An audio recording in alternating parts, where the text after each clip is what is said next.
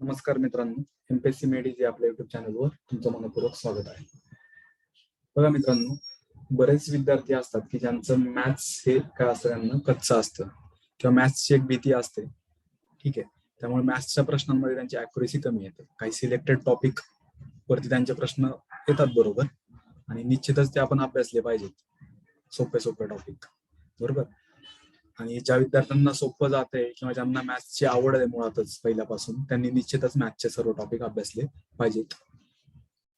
ठीक आहे, आता बघा, ज्या विद्यार्थ्यांना मॅथ्सची भीती वाटते त्यांनी रिझनिंगचे प्रश्न मात्र आवर्जून सॉल्व्ह केले पाहिजेत. रिझनिंगचे प्रश्न सॉल्व्ह करण्यासाठी तुम्ही इंजिनियरच झालेले पाहिजेत असं काही नाही. तुम्ही कधीही त्याचा अभ्यास करू शकता, आणि अर्थातच मॅथ्सचाही अभ्यास तुम्ही कधीही करू शकता. त्यात आवड निर्माण केली तर कधीही तुम्ही त्यात परफेक्शन आणू शकता. एक चांगला मार्गदर्शक आणि चांगला सराव त्याच्याकडनं करून घेतला तुम्ही, तर निश्चित मॅथ्समध्ये पण तुमची अॅक्युरेसी वाढेल. पण आपण असं गृहीत धरूया की मॅथ्स बऱ्याच विद्यार्थ्यांना अवघड जातो, तर त्या विद्यार्थ्यांनी काय करायचे, रिझनिंगचे टॉपिक आहेत ना, हे अजिबात मिस करायचे नाही. त्याची प्रॅक्टिस एकदम म्हणजे अशी एकदम परफेक्टच झाली पाहिजे. तर बघा, रिझनिंग वरचे एक 4 टॉपिक मी तुम्हाला आता सांगणार आहे, ते के महत्वाचे आहेत. ठीक आहे, अलीकडे त्यावरती प्रश्न विचारण्याचं प्रमाण वाढलेलं आहे किंवा अधूनमधून ते प्रश्न त्यावरती विचारले जातात. सोपे टॉपिक आहे. प्रश्न थोडे फक्त लेंदी असल्यामुळे किंवा थोडासा वेळ हवा असल्यामुळे आपल्याला ते अवघड वाटतात, परंतु ते प्रत्यक्षात सोपे आहे. ठीक आहे, काही प्रश्न निश्चित अवघड असतात, पण आपण ऍटलिस्ट जे सोपे आहे ते आपले सुटले पाहिजेत, ह्या हेतूने आपल्याला हे टॉपिक अभ्यासायचे आहेत. 4 टॉपिक कोणते आहेत बघा. स्टेटमेंट अँड कन्क्लुजन, म्हणजे काही विधानं दिलेली असतात किंवा माहिती दिलेली असते आणि त्यावर आधारित आपल्याला निष्कर्ष काढायचे असतात. निष्कर्ष काढायचे म्हणजे म्हटल्यावरती हे कॉम्प्रेन्शन सारखाच प्रकार आहे ना, उतार्यांसारखाच प्रकार आहे. उतार्यावरती आपण उतारा वाचतो आणि त्यावर आधारित प्रश्न सॉल्व्ह करतो. तसंच इथं दिलेली माहिती असते, त्या माहितीवर आधारित तुम्हाला योग्य ते कन्क्लुजन शोधायचे असतात. म्हणजे हे काय मॅथ्सचा प्रकार आहे का? नाही, रिझनिंग आहे. इथं काय तुम्हाला असं इंजिनिअरिंग मेडिकल वगैरे करावं लागतं अशातला भाग नाही, येते लक्षात. आणि इंजिनिअरिंगच्या विद्यार्थ्यांना मॅथ्स सोपं जातं ही अफवा आहे, हे लक्षात घ्या. ज्यांना मॅथ्सची आवड आहे मुळात पहिल्यापासून, त्यांना सोपं जातं, हे लक्षात घ्या पहिल्यांदा. ठीक आहे, बघा, स्टेटमेंट अँड कन्क्लुजन, त्यालाच जोडून एक इन्फरन्स असा टॉपिक आहे. कन्क्लुजन आणि इन्फरन्स मध्ये काय फारसा फरक नाही, त्याला अनुमान असं म्हटलेलं आहे मराठीमध्ये. बघा, 2018 मध्ये ह्या टॉपिकवर 5 प्रश्न विचारले होते. 2019 मध्ये एकच विचारलेला आणि 2020 मध्ये त्यावर 3 प्रश्न होते. ठीक आहे, दुसरा टॉपिक आहे स्टेटमेंट अँड अझम्पशन्स, विधानं आणि गृहीतके. ठीक आहे, काही गोष्टी, कोणत्या गोष्टी गृहीत धरल्या गेलेल्या आहेत विधानं करताना, स्टेटमेंट करताना, ते आपल्याला शोधायचे असतात. अर्थात तो टॉपिक आपण पाहिल्यावर समजेलच किती सोपा आहे. 2014 ला एक प्रश्न होता, 2015 ला एक प्रश्न होता आणि 2020 ला एक प्रश्न त्यावर होता. तिसरा टॉपिक आहे बघा, statement and course of action. म्हणजे काय दिलेली असते, एक समस्या दिलेली असते, दिलेली माहिती असते, त्या माहितीत काहीतरी प्रॉब्लेम असतो, समस्या असते, ती समस्या आपल्याला सोडवायची. ती समस्या सोडवण्यासाठी आपल्याला काही ऍक्शन घ्यावे लागतात, कृती करावी लागते. मग ती योग्य ती कृती आपल्याला पर्यायातून शोधायची असते. 2015 ला एक प्रश्न होता त्यावर आणि 2017 ला त्यावर एक प्रश्न होता. चौथा टॉपिक आहे मित्रांनो, स्टेटमेंट अँड आर्ग्युमेंट. ठीक आहे, 2017 ला फक्त एक प्रश्न होता यावरती, अर्थातच त्यामुळे महत्वाचा टॉपिक नाहीये हा. स्टील आपण तो अभ्यासणार आहोत, सोपा टॉपिक आहे. ठीक आहे, तर बघा, आजच्या व्हिडिओमध्ये आपण काय करणार आहोत, problem and course of action किंवा statement and course of action हा टॉपिक पाहणार आहोत. आयोगाचे 2 प्रश्न आपण सॉल्व्ह करणार आहोत, ते समजून घेणार आहोत. हे प्रश्न सॉल्व्ह करताना आपला अप्रोच काय असला पाहिजे हे मी तुम्हाला सांगणार आहे. बघा, माहिती असते, त्या माहितीत काहीतरी समस्या सांगितलेली असते, त्यावरती आपल्याला कृतीक्रम निवडायचा असतो. आता हे टॉपिक किंवा हे प्रश्न सॉल्व्ह करताना एक गोष्ट लक्षात घ्यायची, दिलेली समस्या आपल्याला आयडेंटिफाय करता आली पाहिजे आणि त्यावरती सोल्युशन आपल्याला द्यायचे, ते सोल्युशन एकदम प्रॅक्टिकल असलं पाहिजे. लक्षात घ्या, हा शब्द मी हायलाइट करतोय, मुळात प्रॅक्टिकल. आणि तो प्रॉब्लेम जो सॉल्व्ह करणार आहे आपण, तो सॉल्व्ह एकतर झाला पाहिजे किंवा त्या प्रॉब्लेमचा जी समस्या आहे ती खूप मोठ्या प्रमाणात, मी काय हायलाइट करतोय बघा, खूप मोठ्या प्रमाणात ती कमी झाली पाहिजे. एकतर तो पूर्णच सॉल्व्ह झाली पाहिजे किंवा नाही सॉल्व्ह झाली तर खूप मोठ्या प्रमाणात त्याचं आपण म्हणूयात इंटेन्सिटी कमी झाली पाहिजे. ठीक आहे, हे 2 कीवर्ड हायलाइट करा, समस्या सॉल्व्ह झाली पाहिजे किंवा खूप मोठ्या, मोठ्या हा शब्द मी हायलाइट करतोय, खूप मोठ्या प्रमाणात ती समस्या कमी झाली पाहिजे. सगळ्यात महत्वाचं, मी मगाशी बोलल्याप्रमाणे, प्रॉब्लेम पहिल्यांदा आपल्याला आयडेंटिफाय करता आला पाहिजे. ठीक आहे, तर मग आपण प्रश्न डायरेक्ट सॉल्व्ह करायला घेऊयात, तुमच्या लक्षात येईल. बघा, हा प्रश्न विचारला होता 2015 मध्ये विचारला होता प्रश्न. ठीक आहे, 2015च्या पेपरला. पुढील माहिती आणि त्यावर आधारित कृतिक्रम दिले आहेत. उचित कृतिक्रम दर्शवणारा पर्याय निवडा. ठीक आहे, माहिती वाचून घेऊयात आपण पहिल्यांदा व्यवस्थित. कृतीहीनतेमुळे गुंतागुंतीच्या चयापचय बदलांचा ओघ निर्माण होतो. चयापचय बदलांचा ओघ कशामुळे होतो? गुंतागुंतीची चयापचय प्रक्रिया कशामुळे होते? कृतीहीनतेमुळे होते. न वापरलेल्या स्नायूंचा अपक्षय होतो, ते सहनशील राहत नाहीत, त्यांची चरबीचे ज्वलन घडवण्याची क्षमता संपून ते आखडायला लागतात. बरोबर, स्नायू जर कृतीहीन झाले, त्यांची एक प्रकारे आपण काय म्हणूयात, हालचाल वगैरे जर नाही झाली, वापरले नाहीत ते, तर काय होते? चरबीचे ज्वलन करण्याची क्षमता संपते. हा प्रॉब्लेम आहे. आणि मोठ्या प्रमाणात ग्लुकोजवर ते अवलंबून राहतात.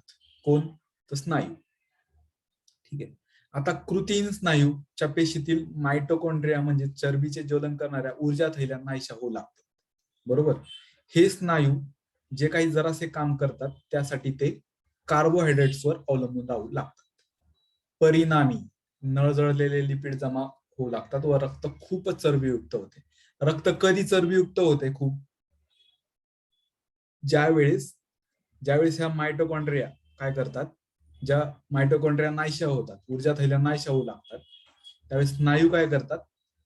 थोडंसंच काम करतात आणि ते कार्बोहायड्रेट्सवर अवलंबून राहू लागतात स्नायू, आणि लिपिड जमा होऊ लागतं. कधी?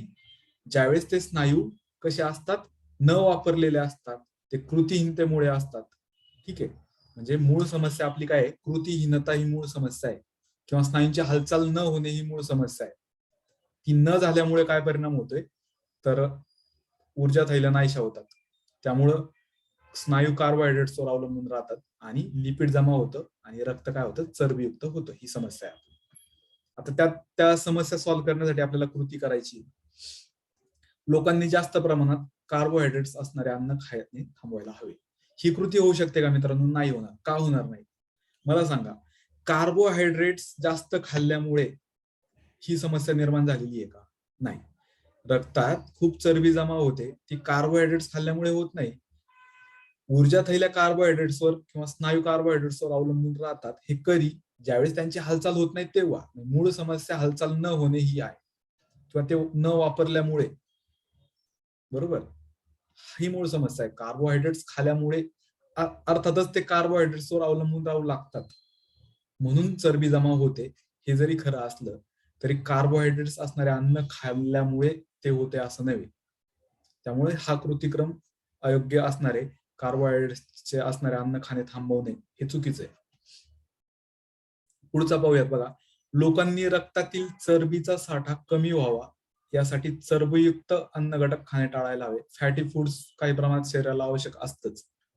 फॅटी फूड्स खाल्यामुळे रक्तातील चरबी वाढत नाहीये. बघा, दिलेल्या माहितीच्या आधारेच आपल्याला कोर्स ऑफ ऍक्शन घ्यायचा. म्हणजे फॅटी फूड्स खाल्यामुळे जरी चरबी वाढत असली तरी दिलेल्या समस्येत किंवा दिलेल्या माहितीत चरबी कशामुळे वाढते? रक्त चरबीयुक्त का होते? तर स्नायूंची हालचाल होत नाही त्यामुळे. स्नायूंची हालचाल होत नाही, परिणामी स्नायूंना कार्बोहायड्रेट्सवर अवलंबून राहावं लागतं, परिणामी लिपिड जमा होतं आणि परिणामी काय होतं? चरबीयुक्त रक्त होतं. बरोबर, ही मूळ समस्या आहे आपली. दिलेल्या माहितीच्या आधारेच आपल्याला उत्तर द्यायचे, हे सगळ्यात महत्वाची गोष्ट लक्षात घ्या. मग चरबीयुक्त अन्न घटक खाणे टाळले तर समस्या सुटणार आहे का? नाही. मूळ समस्या सॉल्व्ह करण्यासाठी प्रॅक्टिकल सोल्युशन काय असणार आहे की सुदृढ राहण्यासाठी शरीराच्या सर्व स्नायूंना समाविष्ट करणाऱ्या कृती केल्या पाहिजेत. स्नायूंची हालचाल होण्यासाठीच्या कृती आपण केल्या पाहिजेत, किंवा तशी प्रॅक्टिस केली पाहिजे, तसं एक्सरसाइज केला पाहिजे. People should keep on doing activities that involve all muscles of the body for remaining healthy. ते स्नायू सुदृढ राहण्यासाठी. मूळ समस्या आपली स्नायूंचीच आहे ना. स्नायू वापरले न गेल्यामुळे, त्यांची हालचाल न झाल्यामुळे आपल्याला रक्तात काय होते? चरबी वाढते. ही मूळ समस्या आहे. फक्त क हा कृतिक्रम योग्य आहे की जिथं आपल्याला ऍक्शन घेणं गरजेचं आहे. बरोबर, पहिल्या 2 ऍक्शनचा रिलिव्हन्स हा दिलेल्या माहितीशी नाहीये, लक्षात घ्या. म्हणजे आपल्याला प्रॅक्टिकली किंवा आपल्याला वास्तविक स्वरूपात माहित असतं की फॅटी फूड्स खाल्लं तर काय होते? चरबी वाढते, परंतु दिलेल्या माहितीशी किंवा दिलेल्या समस्येशी ते संबंधित नाहीये. आपल्याला दिलेल्या माहितीवरतीच उत्तर द्यायचंय. म्हणजे फक्त क हा कृतिक्रम काय आहे? योग्य आहे. ठीक आहे, कन्सेप्ट क्लिअर. बघा पुढचा प्रश्न महत्वाचा आहे आपल्यासाठी. पुढचा प्रश्न पाहूयात आपण.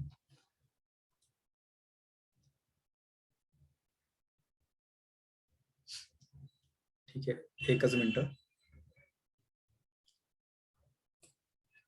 बघा.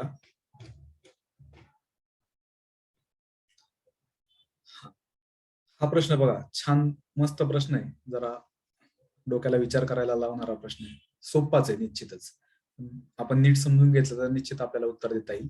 बघा, पुढे माहिती घटकांचा संच दिला असून त्यापुढे कार्यवाही सुचवल्या आहेत.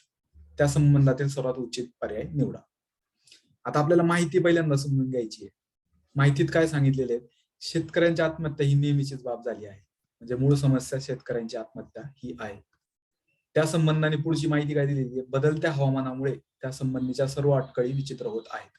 म्हणजे काय? बदलत्या हवामानामुळे काय झालेले, हवामानाचं प्रेडिक्शनच करता येत नाहीये आणि त्यामुळे शेती करणे जिकरीचे झालेले आहे. म्हणजे एक आपल्याला लक्षात येते की शेतकऱ्यांची आत्महत्या वाढले, याचं कारण काय असू शकतं? बदलत्या हवामानामुळे शेती करणं जिकरीचं झालेलं आहे. कारण तसं हवामानाचं प्रेडिक्शनच करता येत नाही, त्या संबंधी अटकळ आपल्याला मांडता येत नाही. माध्यम हे ग्राहकांची बाजू घेऊन वाढत्या किमतींचा बागुलबुवा उभा करण्यात आघाडीवर आहेत. म्हणजे आता मूळ समस्या म्हणजे इथं बघा, ग्राहकांची बाजू घेत्या म्हणजे काय येणार आहे? शेती पिकांची किंमत ही एक समस्या असणार आहे. शेती पिके आणि त्यांची किमती किंवा त्यांची भाववाढ ही एक समस्या येते, बरोबर. म्हणजे शेती उत्पादन जर कमी झालं तर भाववाढ वाढते.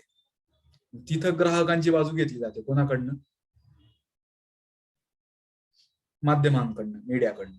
हे दोन समस्या इथं आपल्याकडे समोर आलेल्या आहेत. एक म्हणजे शेतकऱ्यांची आत्महत्या, त्या कशामुळे होतात? तर बदलत्या हवामानामुळे, शेती करणं जिकरीचं झालेलं आहे त्यामुळे. आता बघा, अचूक निदानावर बेतलेली दूरसंवेदक शेती, पोषण शेती, सुरक्षित अन्न निर्माण करणारी शेती, वायरलेस शेती, जलवायू चलाक शेती, बदलता खत वापर शेती. आता ही मराठी शब्द जरा किचकट वाटतात, इंग्लिश मधून वाचलं तर तुम्हाला सोपं जाईल. वात आलेखन, उत्पादन आलेखन, जल गुणवत्ता आलेखन शेती इत्यादी अनेक नवीन कृषी पद्धती व्यवहारात येत आहेत, परंतु या संबंधी शेतकरी सजग नाहीत. म्हणजे ही माहिती काय सांगते की ह्या नवीन पद्धती ज्या आहेत ना, कृषी पद्धती, ह्या वापरल्या तर निश्चित शेतकऱ्यांच्या समस्या कमी होऊ शकतात, असा इन्फरन्स आपल्याला काढता येतो या माहितीवरून, बरोबर. परंतु शेतकरी सजग नाहीयेत, म्हणजे समस्या काय? ती माहिती शेतकऱ्यांपर्यंत पोहोचणं गरजेचं आहे, ही आपली समस्या आहे. शेतकरी सजग नाहीयेत ना, ते अवेअर नाहीयेत, म्हणजे त्यांना अवेअर करणं ही ऍक्शन होऊ शकते, बरोबर. आता आपण समस्या परत येऊयात आपण दिलेल्या माहितीकडे. कृतिक्रम पहिल्यांदा वाचून घेऊयात आणि मग त्या माहितीच्या आधारे आपल्याला कसं उत्तर देता येईल हे मी तुम्हाला सांगतो. बघा, नव्या कृषी पद्धतीचा वापर करून, आता इथं बघा नवीन कृषी पद्धती सांगितल्या, त्या व्यवहारात येतात परंतु शेतकरी अवेअर नाही आहेत, आपण त्यांना अवेअर करू शकतो.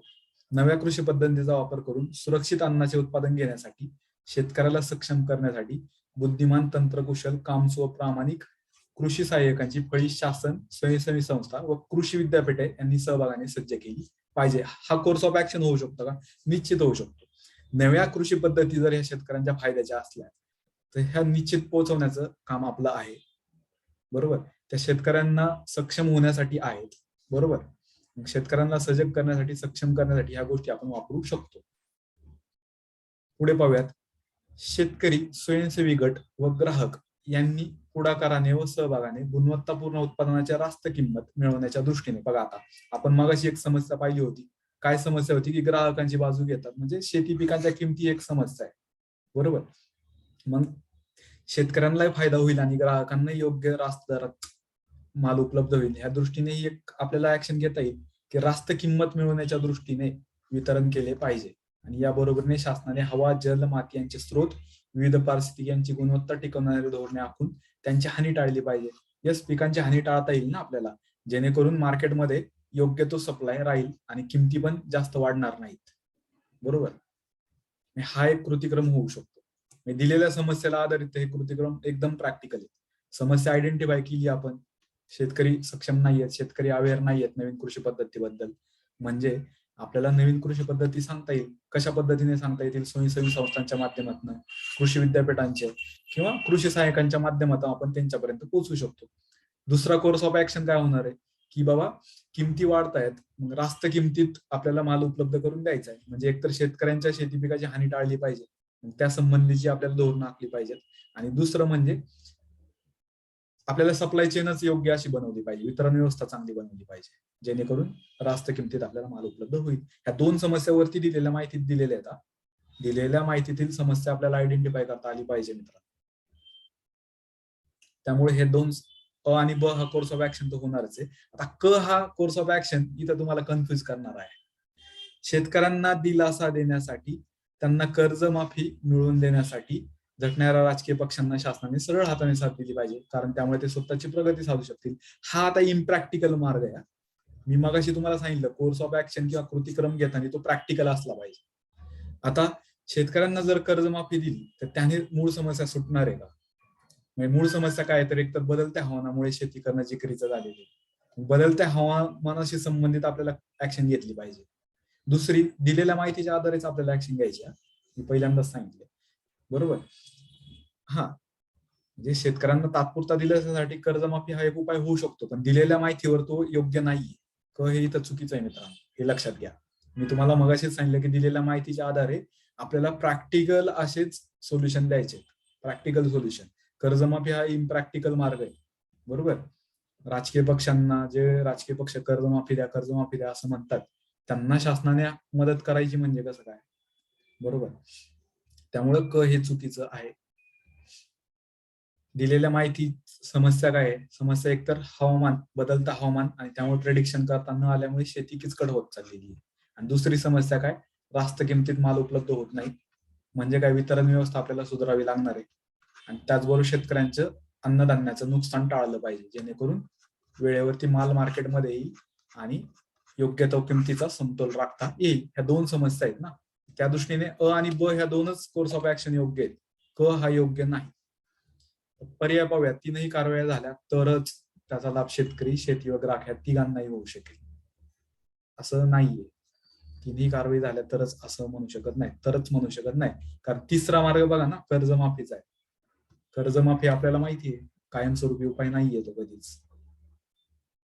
बघा, फक्त क ही त्वरित करता येण्यासारखी व सर्वांच्या भल्याची आहे. त्याने मूळ समस्या सुटणार आहे का? तात्पुरतं ते हे झालं, म्हणजे जखमेवरती मलम लावल्यासारखं आहे, किंवा म्हणजे तात्पुरती फुंकर घालण्यासारखं आहे कर्जमाफी. म्हणजे फक्त क हे येणार आहे का? नाही येणार. दोन पर्याय एलिमिनेट होतो. फक्त अ व ब ह्या कार्यवाही परस्पर पूरक असल्याने त्या बरोबरीने झाल्यास शेती व त्याच्या परिणामी आर्थिक भरभराट होईल. तीन योग्य आहे, परस्पर पूरक आहेत ना.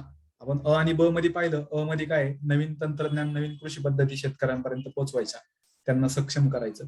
आणि ब काय, तर नवीन हे ज्या पद्धती आहेत किंवा हवामानासंबंधीच्या, माती संबंधीच्या माहिती या संबंधी धोरणं आखणं शासनाने, आणि त्याचबरोबर शेतकरी, स्वयंसेवी गट व ग्राहक यांनी पुढाकाराने काय करायचं, योग्य ते वितरण करायचं, जेणेकरून रास्त किमतीत उपलब्ध होईल. हे परस्पर एकमेकांना कसं आहे, आपण त्याला पूरक म्हणूयात.